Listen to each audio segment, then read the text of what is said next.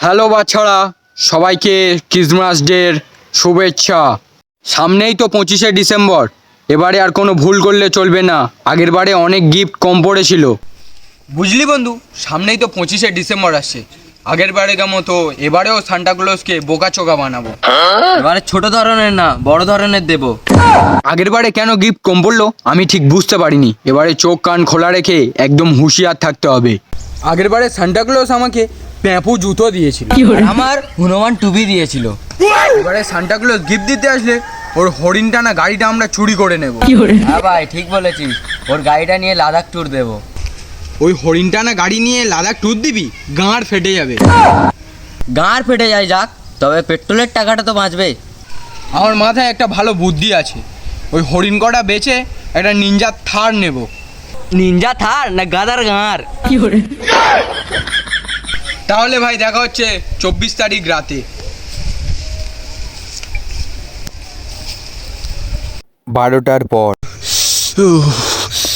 বাপরে বাপ, আজকে কি ঠান্ডা পড়েছে। আর আজকে 25শে ডিসেম্বর পড়ে গিয়েছে, 12টার ওভারও হয়ে গিয়েছে। এ শালা সান্টাটা কখন আসবে তো কে জানে। আমার তো ঠান্ডায় পুরো গাঁড় ফেটে যাচ্ছে। আর একটু ওয়েট কর, এসে পড়বে। এ বাবা, কি বললো?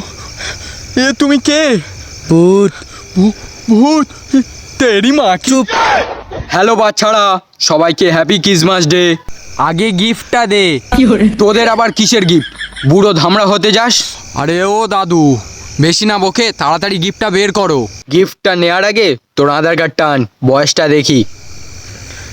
এই মরেছে, আধার কার্ড চেক করলে তো ধরা পড়বো। দাদু, আমার তো আধার কার্ড নেই।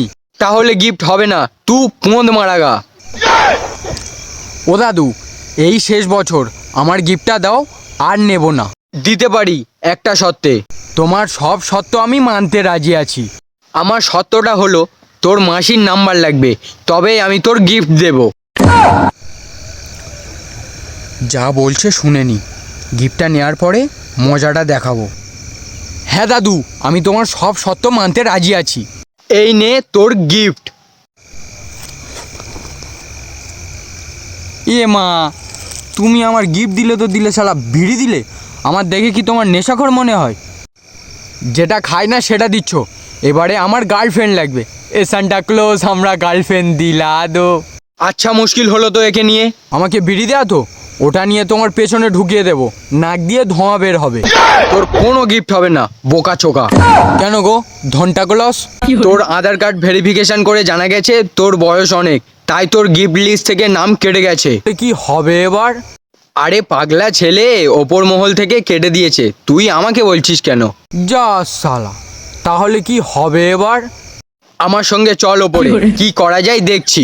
তুই পোঁদ মারাগা, আমার গিফট লাগবে না, আমি ওপর মহলে যেতে চাই না।